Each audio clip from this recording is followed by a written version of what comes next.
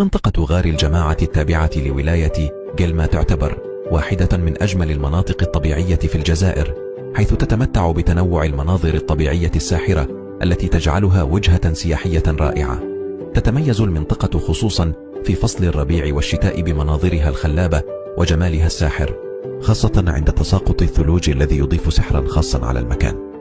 وبالإضافة إلى ذلك يعتبر الكهف العجيب غار الجماعة الذي يقع في المنطقة على ارتفاع 1000 متر واحد من أهم المعالم الطبيعية في المنطقة، حيث يثير إعجاب الزوار ويشكل محطة جذب سياحية رئيسية.